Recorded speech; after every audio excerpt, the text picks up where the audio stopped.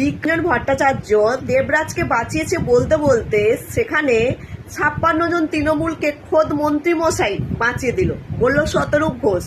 আসলে বিকাশ রঞ্জন ভট্টাচার্য দেবরাজকে বাঁচায়নি, ছিল অদিতি মনীষী। এই যে টিকিট পাওয়ার সময় যে হলফনামায় সম্পত্তি দিয়েছিল তাতে গরমিল থাকায় তরুণ জ্যোতি তিওরি তার নামে একটা থানায় কেস করেছিল।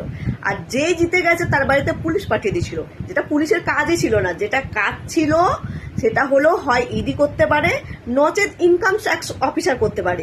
যেহেতু আইনের অপব্যবহার করেছিল তাই বিকাশ বাবু আইনজীবী হয়ে ওটা আটকে দিয়েছিল, বুঝতে পারলেন? এটাই করেছিল, সেটা কোনো মিডিয়ার ডিটেলসে বলেনি। আর এই তো ইনফ্লুয়েন্সারগুলো পার্টিবাজি করে, ভক্ত, তারাও বলেনি। তাই হচ্ছে খুব চেল্লামিলি করেছিল। অবশ্যই ভিডিওটি শেয়ার করে সবার কাছে পৌঁছে দেবেন। আর যারা ওই গোবিকাশ বলেন না, তাদেরকে বলে রাখি 3 বাটি, দেখুন 3 বাটি, সেটা সবাই জানে কিন্তু, বুঝতে পারলেন? শেয়ার করে পৌঁছে দিন।